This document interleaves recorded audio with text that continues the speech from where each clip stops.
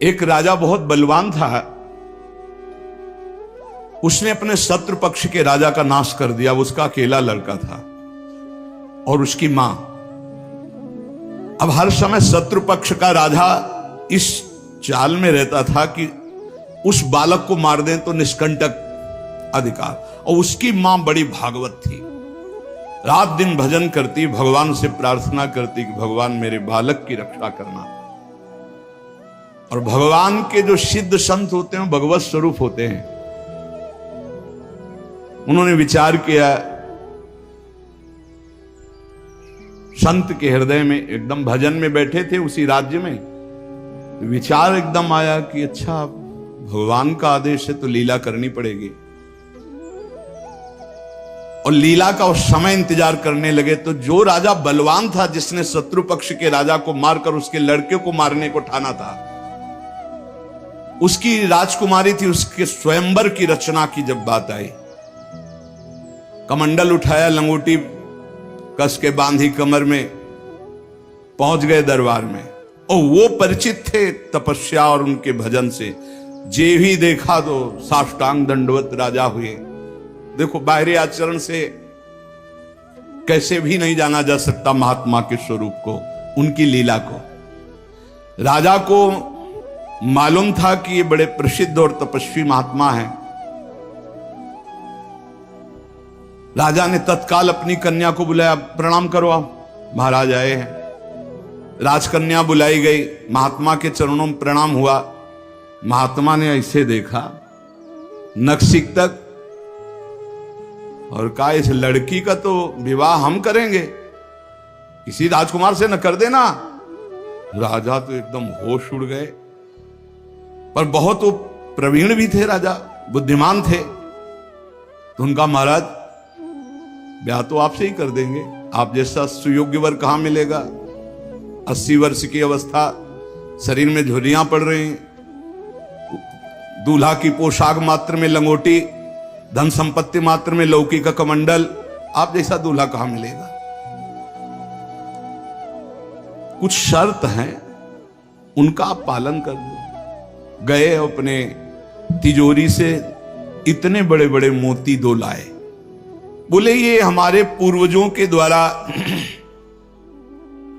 एकत्रित किए हुए 2 मोती हैं, 108 मोती ले आओ। पहली शर्त, राजकुमारी का ब्याह आपके साथ। देख रहे थे, हालत देख रहे। महात्मा ने कहा, हाँ हाँ 108 क्या होते, ले आएंगे। बोले मोती देख लो। बोले लाओ, जब साथ रहेंगे तो उसी नाप के ले आएंगे। राजा ने सोचा इनको, और बोले महाराज लगन के पहले, क्योंकि लगन निकल गई तो फिर बात कैसे बनेगी। तुम चिंता मत, तुम्हारे कुल की प्रथा पूरी करूंगा और कन्या से विवाह करूंगा।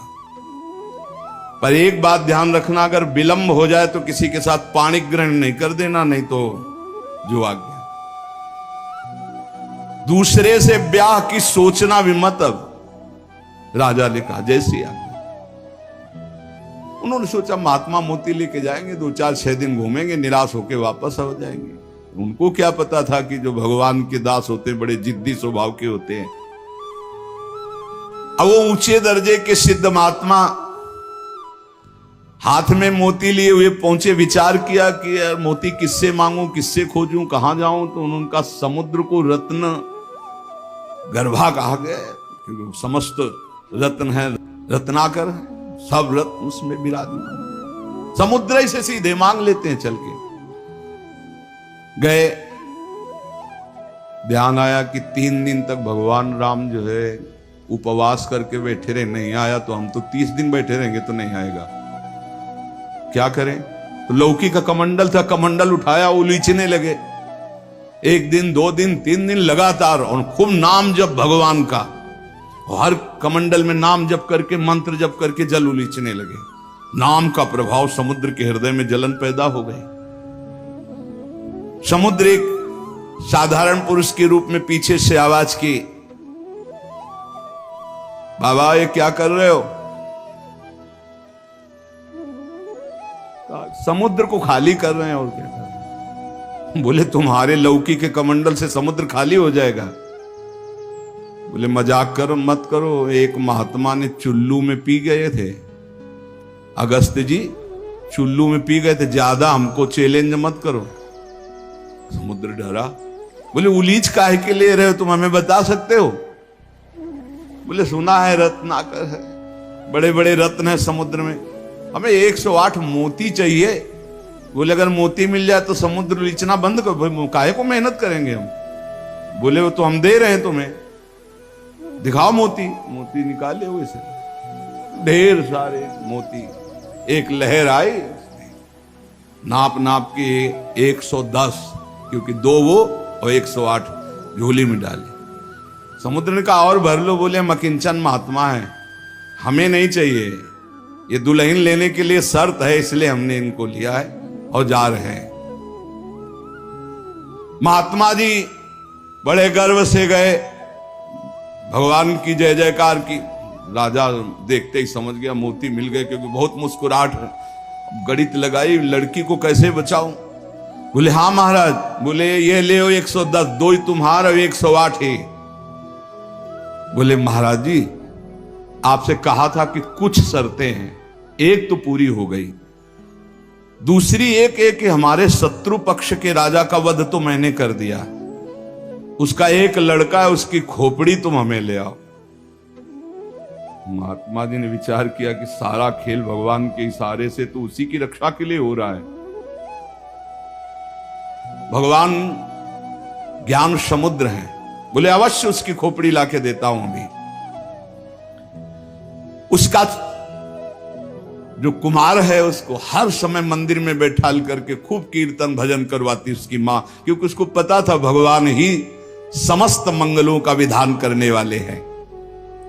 अब महात्मा जी उसके राज्य में गए, जे ही राजमाता ने देखा दरबार में संत आए, प्रणाम किया, महल में ले गई, बढ़िया उनको भोग पवाया और कहा प्रभु आज्ञा कीजिए, कैसे आगमन हुआ, स्वाभाविक दर्शन या कोई आदेश पालन?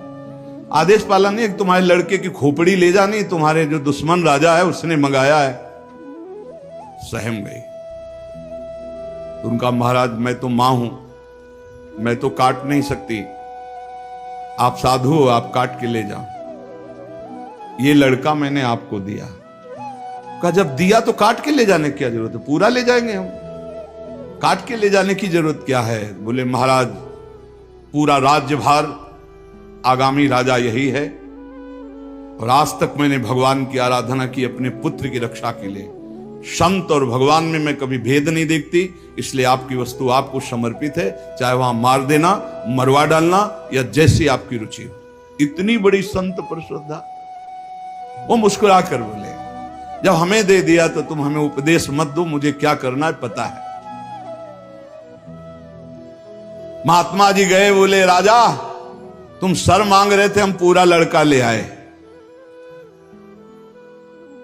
पर ध्यान रहे एक भी बाल बांका नहीं होगा, पहले भांवरे फिरेंगी, इसके बाद तुम्हें जो मनावे सो कर देना। राजा ने बहुत खुश हुआ, बोले बंदी नहीं, बिल्कुल ऐसे ही राजकुमार की तरह बैठा लो, हमारा ब्याह हो जाएगा, हम दुल्हन लेके चले जाएंगे, फिर तुम्हारा जैसा मनावे वैसा करो। राजा राजी हो गया, सिंहासन पड़ा, राजकुमार की तरह बैठा, दुल्हन सजा, तो सब शर्त पूरी हो गई थी। वर पक्ष की जहां बैठक वहां बैठे महात्मा जी, वही जनाती वही बराती, उनके कौन कोई तो था ही नहीं। महात्मा जी विवाह मंडप के नीचे बैठे हैं, आचार्य आए, पूरा दूल्हा भेष सजाया गया महात्मा जी का, लंगोटी में, केवल लंगोटी कमंडल, संत की लीला। कन्या आई, महात्मा ने कहा रुको, एक बार देखा तुम्हारे योग्य नहीं, हे राजा ये तुम्हारी लड़की हमारे योग्य नहीं। तो महाराज आप ही बोले थे, अब मतलब अब बेइज्जती तो मत करो, बिल्कुल भावरे पड़ने वाली। लड़के की तरफ देखा, हे यहाँ खड़े हो बगल में, ये योग्य है तुम्हारी लड़की की एक, चुप, ब्याह कर इसके साथ, तुरंत अपने तपोबल से उस लड़के का ब्याह कराया। बोले सौभाग्य, जाओ। मां ने आराधना किस बात की थी कि दुश्मन राजा कहीं हमारे पुत्र को ना मार दे, और ये आदेश भगवान ने संत को दिया। तो इतनी बड़ी लीला संत ने रची, और उस राजा से कहा होश में तुम्हारी बेटी का सुहाग है, पूरी सुरक्षा उस राज्य की भी तुम्हें करनी, और अगर हमें सुनाई दिया किसी भी तरह का विरोध, महाराज कभी कभी भगवान की आज्ञा से संत जन कुछ ऐसी लीलाएं करते हैं जिन लीलाओं को बाहरी आचरणों से आप जान ही नहीं सकते कि मामला क्या है। तो कह रहे हैं कि बाहरी जो लीला है वो तो कोई नाटक का पात्र भी कर सकता है, लेकिन संतों की लीलाओं को बिना भगवत प्राप्त कोई जान नहीं सकता है। हमारे ग्वारिया बाबा वृंदावन के सेवा कुंज गली से मस्ती से में चले आ रहे हैं, यार की मस्ती में। सामने से कुछ बंगाल से एक परिवार आए हुए थे दर्शन करने, उनके साथ लड़की को देखा। 70 वर्ष के होंगे बाबा, ग्वारिया बाबा। बिरज गए, बोले नहीं हम इससे ब्याह करेंगे। अरे बंगाली बोले कैसे करोगे तुम ब्याह, बेटी हमारी हम ऐसे। बोले नहीं। अब तो आवाज हुई तो सब ब्रजवासी इकट्ठा हो, ब्रजवासी हंसने लगे क्योंकि जानते थे बाबा सिद्ध है और बालवत उनका व्यवहार। बोले लेंगे, दुल्हन लेंगे, इसी के साथ विवाह करेंगे। बंगाली ने कहा तुम चीता में भरो, जहां भरो, हम अपनी बेटी का ब्याह तुमसे। तो बोले नहीं करेंगे। झगड़ा शुरू। ब्रजवासी बंगाली से बोले भैया तुम नहीं जानते, ये सिद्ध महापुरुष है, एक बार हाँ कर दे, नहीं ये जल जाएगा बाबा। बोले अगर कुछ भी हो तो हम लोग हैं, तुम चिंता मत करो, एक बार हाँ कर दो। उनको समझाया, अलग ले जाए। बोले बाबा ब्याह के लिए तैयार है। बोले तैयारी की जाए। वो तो घबरा रहा है। ब्रजवासियों का बाबा पूरी तैयारी है, बस तुम अपनी तैयारी कर लो दूल्हा बनने की। यार नहीं इच्छा तुम्हारी? नहीं। बोले हमारे यार की इच्छा नहीं। चल संतों की बाहरी लीलाएं ऐसी, जो सिद्ध पुरुष होते हैं उनको लोक व्यवहार की, क्योंकि वो अब सबको भगवत स्वरूप देकर एक आनंद लीला उनकी चलती रहती है। तो कह रहे कि नाटक करना गंभीरता का, ये सब ये तो नाटक पात्रों में हो सकता है, लेकिन भगवान के संतों की अभिनय की बुद्धि नहीं होती, वो स्वाभाविक भगवत प्रेरित लीलाएं उनकी होती रहती। बोले मिताहार, आधा किलो देसी घी, किलो 1.5 किलो रबड़ी, आधा किलो 1 किलो दाल सब्जी, ऐसी रोटी बीता से ना पी जाए। जब कोई देखे है चल उधर देख, और प्रसाद पाए। संतों की तो लीलाएं जान नहीं सकते। 10 ग्राम संख्या एक बीजा में मर जाए। जो भगवत प्राप्त महापुरुष है उनकी अलग अलग लीलाएं होती हैं। इसलिए कह रहे जो सिद्ध पुरुष है उनको बाहरी आचरण, अगर वास्तविकता आपको देखनी साधुता की तो मुमुक्षुता में देखिए, या जो साधक तन्मयता पूर्वक भजन में लगे उनको देखिए। सिद्ध पुरुषों से आप पहचान नहीं सकते कि किस कोटि के महापुरुष हैं। संत आंतरिक क्षमता से युक्त होते हैं। क्या भक्ति से ऐसी ऊंचाई प्राप्त होती? ज्ञान से और भक्ति से, दोनों से ऊंचाई प्राप्त होती है। या कोई ज्ञान मार्ग का उत्तम पथिक या भक्ति मार्ग का उत्तम पथिक। अज्ञानी पुरुष तो प्राप्त समझ ही नहीं सकता संत महापुरुषों की चेष्टाओं को।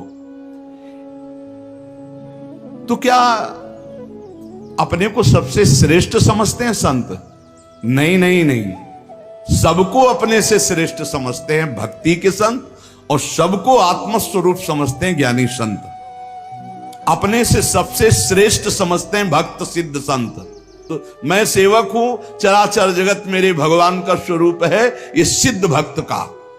और जो ज्ञानी होता है वो सर्वम खलमिदम ब्रह्म, वो ब्रह्म स्वरूप अपने आत्मस्वरूप का अनुभव करके नानात्व का विस्मरण कर देता है। भक्त समस्त विश्व के लिए भजन करता है। देखो साधक अपने लिए भजन करता है, सिद्ध किसके लिए भजन करता? विश्व के लिए। सिद्ध पुरुष का तन मन और भजन, ये प्रत्येक चेष्टाएं जगत मंगल के लिए होती है, उनका अपने लिए कुछ नहीं होता। जैसे साधक परेशान रहता, मेरा कल्याण हो जाए, उसके लिए भजन साधन कर, सिद्ध पुरुष का नहीं। उसकी सारी भजन साधन की चेष्टाएं, सब जितना दिनचर्या है वो जगत मंगल के लिए होता है। सब पूरे संसार को देते रहते, तुम्हारा मंगल हो, तुम्हारा कल्याण हो। उनके पास कोई चीज नहीं रहती, कोई चीज नहीं, सब पर भगवान का अधिकार, सब भगवत स्वरूप जगत, इसलिए अपना कुछ नहीं।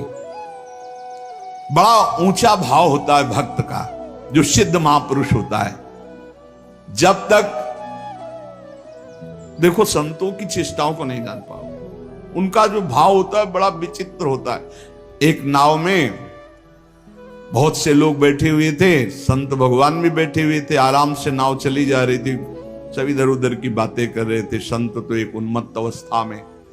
नाविक ने कहा, सावधान, नाव भंवर में फंस रही है, अब डूबने वाली है। संत भगवान का कमंडल था, फौरन ढक्कन हटाया और भर भर करके नदी से पानी नाव में डालने लगे।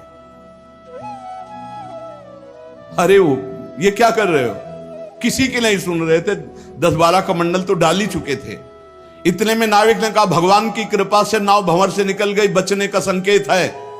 जो कमंडल से डाला था बाहर फेंकने लगे। सबने पक्का समझ लिया, जब डूबने वाली थी तो नदी से पानी डाल रहे थे, और जब बचने वाली है तो नाव से बाहर डाल रहे थे। वे पागल दिमाग के हैं, लेकिन वो नाविक बहुत से संतों को पार किए थे। तुम मत करना ऐसा, ये सिद्ध पुरुषों की बात कह रहे हैं। हाँ, जो कि हम भी सिद्ध ही दिखाने के लिए ऐसा कुछ करें तो पिट जाओगे। वहां सिद्धों की एक अलग भागवतिक महिमा भी होती है। बाहर गए तो सब चले गए थे, उसके बाद साष्टांग प्रणाम किया। नाविक ने कहा, महाराज जी इतना तो आप कृपा करके बता ही दीजिए, क्योंकि मैं प्रायः संतों को यहां से पार करता रहता हूं, तो संत कृपा हम पर है। आपके देखने से लगता है कि आप भजन में उन्मत्त रहते हैं। फिर आपकी एक चेष्टा मेरी समझ में नहीं आई। जब मैंने कहा नाव डूबने वाली तो आपने नदी से पानी, और जब मैंने कहा बचने वाली तो नाव से नदी में डालने लगी। इसका मतलब क्या था? तो उनका जब हमें यह पता चला आपके मुख से कि भगवान डुबोना चाहते, तो हमने कहा भगवान की इच्छा में 10 कमंडल हमारे, तो हम डालने लगे। जब कहा बचाना चाहते, तो हमने सोचा भगवान जब बचाना चाहते हैं तो हम भी सहयोग करें। तो जो डाला था वो बाहर कर दिया। जोई जोई प्यारो करे सोई मोई भावे, भावे मोई जोई, सोई सोई करें प्यारे। जो इस सिद्धावस्था को प्राप्त है वो भगवान की रुचि में रुचि मिला के चलते हैं। ऐसा आप मत करना, वो सिद्धों की अलग लीला होती है। तो यहां कह रहे हैं जो भक्ति में जो परिपक्व महापुरुष है, वो सारे जगत को भगवत स्वरूप मानकर अपने तन मन भजन के द्वारा सबका मंगल करते रहते हैं, सबका हित करते रहते हैं। संतों में भागवती का आवेश होता है, वो बनावटी नहीं होता। भागवती का, उससे जगत मंगल होता रहता है। बनावटी खूब गड़ छोल करके वचन बोलना, खूब लच्छेदार भाषण करना, ये तो बुद्धि की दरा से हो सकता है। लेकिन जो संतों में एक भागवतिक होता है, उसी से जगत मंगल होता है, उसी से जन कल्याण होता है। उसमें टुटका और जंतुर और कलावा और राख, इनकी कोई जरूरत नहीं होती। उनकी दृष्टि मात्र से, वचन मात्र से जगत मंगल होता है। मुद मंगलमय संत समाजू, जो जग जंगम तीर्थ राजू। चलते फिरते साक्षात तीर्थराज हैं, जो दरस परस अघनाश बास निज संग करो दिन। जिनके दर्शन मात्र से, स्पर्श मात्र से बड़े बड़े पाप नष्ट हो जाते हैं, ऐसे भगवान के प्रेमी संत जन होते हैं। तो क्या जैसे अज्ञानी मनुष्य को देह में ममता होती है, आसक्ति होती है, वैसे क्या संतों को भी अपनी देह प्यारी होती है? वैसा कि मैं पुरुष हूं और ऐसा अभिमान होता है? बोल के बिल्कुल नहीं। विशुद्ध ज्ञान और विशुद्ध प्रेम में मिट जाता है, बिल्कुल नहीं रहता। एक बार यही प्रश्न किया था एक भैरव सिद्ध करने वाले ने आद्य गुरु भगवान शंकराचार्य जी से जाकर कि आपका ब्रह्मबोध होने के कारण शरीर से कोई राग नहीं है? बोले नहीं। बोले हम आपकी गर्दन उतार के ले जाए, हमारी भैरव यज्ञ पूर्ण हो जाएगी तो मैं सिद्ध हो जाऊंगा, क्योंकि आपको शरीर से कोई राग तो है नहीं, मिथ्या है आपकी दृष्टि में। बोले पक्का, पर अभी जो उतारोगे तो शिष्य लोग हैं, ये तुम्हारा हित कर सकते हैं। कल 4 बजे आना, यहीं पीपल के नीचे मैं ध्यानस्थ दूंगा, सर उतार ले जाना। वो 4 बजे आया, अस्त्र लेकर तो स्वामी नरसिंहाश्रम जी महाराज गंगा स्नान कर रहे थे। एकदम आवेश आया, हुंकार भरी दौड़ते हुए आए और वो पहुंच भी नहीं पाया था, उठा के पटक दिया और नाखूनों से उसे फाड़ दिया। फिर एकदम आवेश शांत हो गया। ये भगवद आवेश, ये जो बड़े महापुरुषों के चरित्र हैं, ये बड़े शिक्षास्पद भी होते हैं और ये अलौकिक भी होते हैं। कभी कोई महापुरुषों की नकल ना करे, हमारी प्रार्थना है कभी नकल न करे कि हमारे गुरुजी ऐसे, तो नहीं, जो गुरुजी के उपदेश है उनके अनुसार चले। बड़े सिद्ध महापुरुषों के बड़े विचित्र विचित्र लीलाएं होती हैं।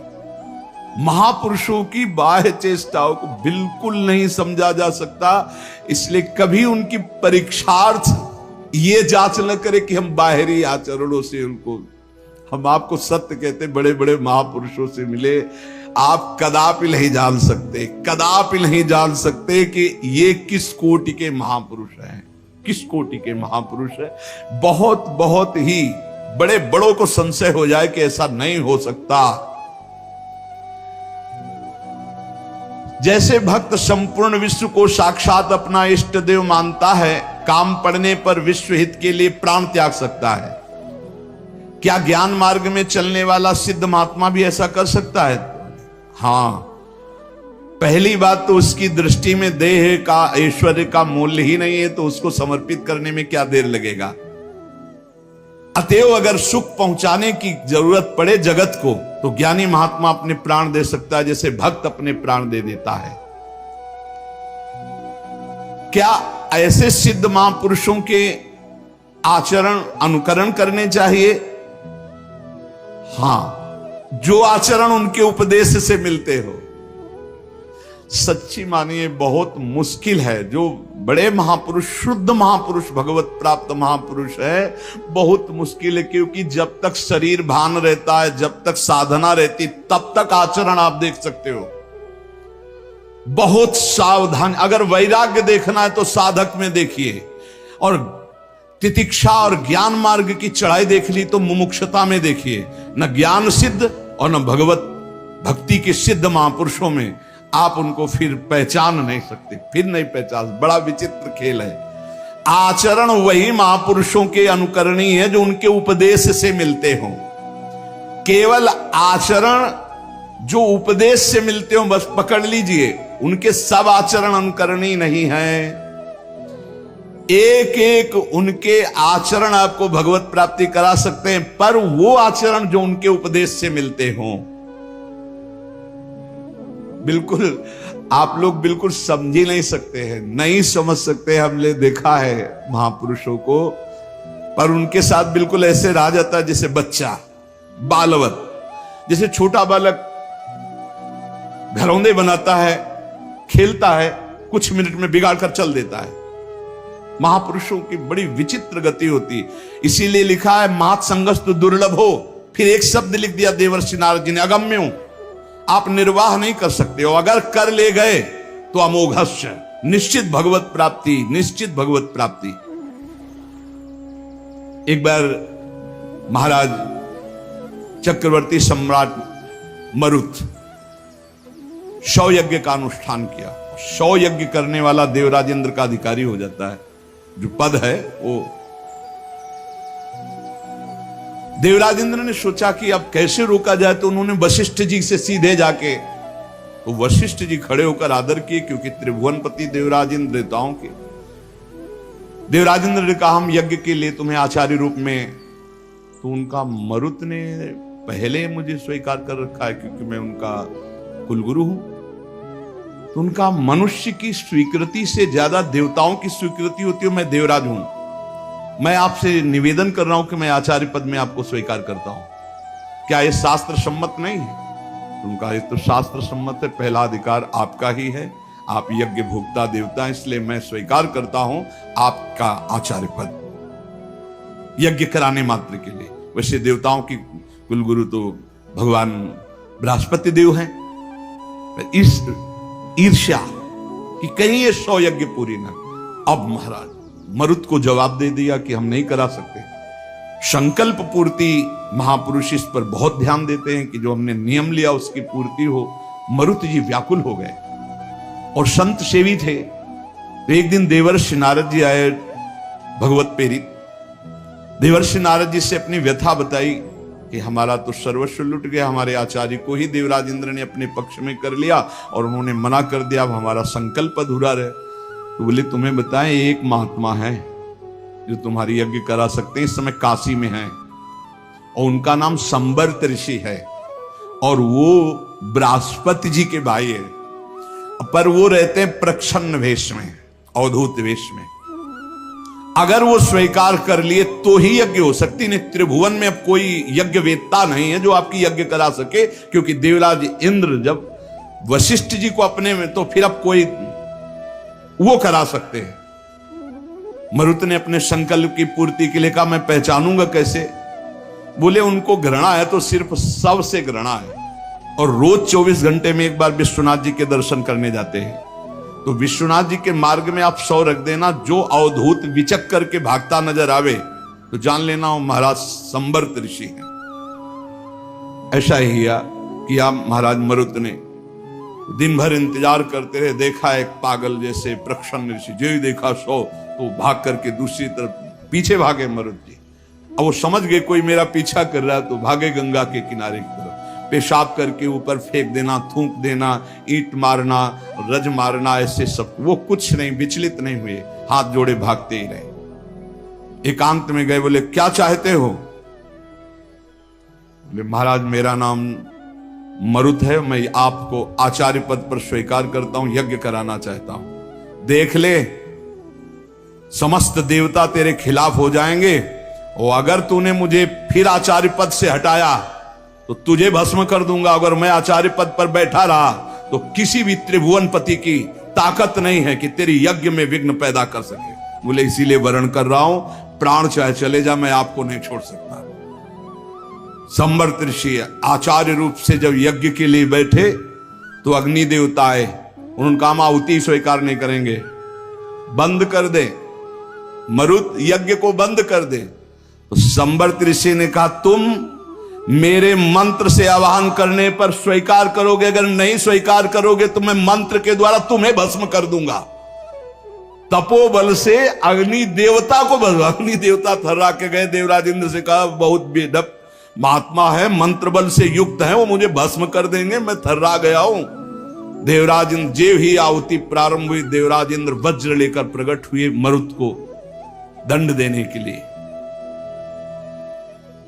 ऐसे केवल कर दिया तो वहीं वज्र लिए ऐसे खड़े हो गए। बोले जब तक यज्ञ होगी ऐसे खड़े रहोगे और जो आहुति दोगे हर देवता स्वीकार करे। बोले हर आहुति स्वीकार करेंगे, ऐसे कब तक वज्र लिए खड़े रहेंगे, आप कृपा करो। तो जो भजन में डूबे हुए अवधूत कोटि के महापुरुष हैं, बड़ी अपार सामर्थ्य होती है, पर इनके बाहरी व्यवहार, बाहरी आचार ऐसे होते हैं कि जाना नहीं जा सकता। बाहरी व्यवहार, बाहरी आचरण संभाल संभाल करके साधक करता है, चाहे ज्ञान मार्ग का हो चाहे भक्ति मार्ग का हो। और जो भगवत प्राप्त महापुरुष हो गए अब उनको कोई फर्क नहीं। इसीलिए श्रीमद् सुधा निधि में एक श्लोक लिखा है, कर्माण श्रुति बोधितानि नितराम कुर्वन्तु कुर्वन्तु मा गूढ़ाश्चर्य रसास्रगादि विषयान गृह्णन्तु मुंचन्तु वा कैर्वा भाव रहस्य पारगमति श्री राधिका प्रेयसा। ऐसे उत्तम रहस्यमय भाव में डूबे हुए महापुरुष। तो क्या इन महापुरुषों के आचरण शास्त्र के प्रतिकूल भी होते हैं क्या, जिन्हें पापाचरण कहते हैं? कदापि नहीं, क्योंकि सिद्ध ही हुए हैं शास्त्र अनुकूल आचरण करके। पापाचरण नहीं होते पर बड़ी उनमें दिव्यता होती। जैसे आद्य गुरु भगवान शंकराचार्य जी ने मछली ऐसे खाई तो कुछ शिष्यों ने पाली। भक्तमाल जी में भगवान शंकराचार्य जी के पावन चरित्र में लिखा हुआ है, जब आगे चल करके गला हुआ कांच पीने लगे, अब सब चुप थे, बोले पियो। ऐसे किया तो जीवित मछली निकले। अब वो महायोगी जो सिद्ध पुरुष हैं उनकी होड़ हम थोड़ी कर सकते हैं, उनके द्वारा जो आचरण हो रहे हैं कोई पाप थोड़ी हो रहे हैं। अब कह दे कि उन्होंने मछली खाई हम भी पाप। अब वो जब ऐसे किए तो सब लीवर में फंस चुकी थी, और वो जिंदा निकाल दिए। तो महापुरुषों के आचरण जो उपदेश से मिलते हो उनको हम बाहरी कैसे जाने कि ये संत हैं जिनसे हम जुड़ करके अपने जीवन को सार्थक करें। पहला, जिनके जीवन में किसी भी से द्वेष नहीं है, किसी भी से द्वेष नहीं, किसी भी से द्वेष नहीं। चराचर जगत में सेवकवाणी हरिवंश नाम लीन जे अजात शत्रुते सदा, उनके हृदय में किसी के प्रति शत्रुता नहीं। पहला लक्षण है किसी से द्वेष नहीं। मानो आपसे नाराज हो गए तो द्वेष पूर्वक नहीं नाराज हुए, आपको सद आचरण बताने के लिए, सद में प्रतिष्ठित करने के लिए आप फिर थोड़ी देर बाद मिले, फिर आपको मुस्कुराते मिलेंगे। यह नहीं हो सकता कि उनके अंदर द्वेष हो जाए। वो एक ऐसे उबाल आई है आपके कल्याण के लिए, वो आपको डांटा, आपको सही मार्ग बताया, फिर जब आप मिले फिर वैसे मृदु स्वभाव से मिलेंगे। कोई उनके अंदर द्वेष नहीं होगा। और द्वेष जिसके अंदर होता है तो सालों चलता है, पूरे जीवन भर चल जाता, देखते ही जल जाएगा वही आदमी है जिसने ऐसा। दूसरा, उनका सबके प्रति प्रेम भरा व्यवहार होता है। संतों का सबके, एक होता बनावटी प्रेम तुमसे कुछ लेने के लिए, और एक होता निरपेक्ष प्रेम जो भगवत दृष्टि में होता है, उसमें चिपकाव नहीं होता। ध्यान रखना, माया का चिपकाव नहीं होता, उसमें मीठे वचन चाटुकारिता नहीं होती जिसको आप समझते हो कि सांसारिक प्यार नहीं होता। उनमें निरपेक्षता होती है और भगवत भाव वाला प्यार होता है। तीसरा, उनके अंदर भेदभाव नहीं होता अपना पराये का। पर आप पीछे सुन चुके हैं, विशेष प्रियता, विशेष श्रद्धा, विशेष समर्पण वाले के प्रति दिखाई देगी। वस्तुतः उनके हृदय में समता है पर दिखाई देगा ऐसा। जो विशेष श्रद्धा और विशेष समर्पण, तो वहां विशेष पक्षपात दिखाई दे। जैसे भगवान समूहम सर्वभूतेषु, लेकिन भक्तों में पक्षपात करते दिखाई देते हैं, द्वेषियों का वध करते दिखाई देते हैं। है तो सम, लेकिन भक्ति ने उनको भगवान के हृदय में पक्षपात प्रकट कर दिया। ऐसे ही संत सम है, आपका समर्पण और आपका प्रेम पक्षपाती बना देगा उनको। भाव अंदर से समर्पित सबके प्रति, भेदभाव रहित। चौथा, श्री भगवान के सिवा कोई अपनापन नहीं कहीं किसी से भी। ये संत की पहचान, भगवान के सिवा किसी से अपनापन नहीं। ये अपने हैं, ये शब्द नहीं। मेरे तो गिरधर गोपाल दूसरों न कोई। संत की स्थिति में, आंतरिक स्थिति में केवल भगवान, और वही सब रूपों में है, इसलिए सबसे प्यार। शरीर मन वाणी में कहीं भी अहंकार नहीं, न शरीर में, न मन में, न वाणी में। सुख दुख में जिनकी बुद्धि स्थिर रहती है वो संत हैं। अपना बुरा करने वाले के प्रति सामर्थ्य है दंड देने की, पर दंड ना देकर उसको क्षमा करना, ये संत का स्वभाव है। सामर्थ्य है, अच्छे से दंड दे सकते हैं, तप के द्वारा दंड दे सकते हैं, समाज के द्वारा दंड उनको दिला सकते हैं, लेकिन वो क्षमा करेंगे। संत का स्वभाव दंड देना नहीं। अनुकूल और प्रतिकूल वस्तु या परिस्थिति या व्यक्ति या स्थिति में बराबर संतुष्ट रहना। चाहे अनुकूल परिस्थिति हो, चाहे अनुकूल व्यक्ति हो, चाहे अनुकूल घटना हो या प्रतिकूल परिस्थिति हो, प्रतिकूल वस्तु हो, प्रतिकूल घटना हो, वो समान स्थिति हृदय की रहना। चित्त का निरंतर योग युक्त रहना। योग युक्त किसे कहते हैं? निरंतर भजन चलते रहना। तेसाम सतत युक्ता नाम भजताम प्रीति पूर्वकम ददामि बुद्धि योगम तम। निरंतर भगवान के चिंतन में डूबे रहना संत का लक्षण। चेहरा बता देता है कि भगवान में डूबा है कि संसार का चिंतन हो रहा है। जो भगवान में डूबा होता है उसकी एक अलग अलौकिकता होती है, उसके नेत्र, उसके मुखारविंद से एक आभा प्रकट होती रहती है जो भगवान में डूबा होता है।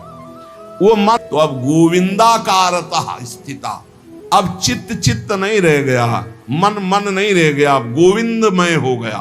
मन कृष्णाकार, बुद्धि कृष्णाकार, चित्त कृष्णाकार। विशेष बात ये हो गई कि दृष्टा दृष्ट फला भक्ति सुख व्यक्तिर विधेरपि निदाघदून देहस्य गंगा स्नान क्रिया यथा। जैसे भक्ति का फल प्रत्यक्ष है, परमानंद, जाने मोरी छाती, मीरा जी कहती। इसका है नहीं कि ये भक्ति कर रहे हैं इसके बाद इसका फल आएगा। इसका दृष्ट और अदृष्ट दो फल है। दृष्ट रोमांच होना, आनंद में डूब जाना वर्तमान का, और अदृष्ट परम पद प्राप्त होना। जैसे कोई ताप से तपता हुआ गंगा जल में गया तो शीतल गंगा जल स्नान किया तो उसका ताप दूर हुआ, शीतलता प्राप्त हुई, ये दृष्ट फल हुआ। और अदृष्ट फल पाप नष्ट हुए, उसके सुकृत बढ़े। ऐसे ही भक्ति का दृष्ट फल है आनंदित हो जाना, दैहिक दैविक भौतिक तापों का विस्मरण होकर नित्य आनंद में डूबे रहना। और अदृष्ट फल है भगवत प्राप्ति होना, परम पद की प्राप्ति होना। इसलिए सर्वोपरि ब्रह्मानंद को भी फीका कर देने वाला कृष्णानंद है, प्रभु की भक्ति है। इसलिए सदा सर्वात्म भावेन स्मर्तव्या स्वप्रभुत्वया, यादृशा तादृशा एव महंतास्ते पुनन्ति नः। तुम्हें सदा सर्वात्म भाव से एकमात्र प्रभु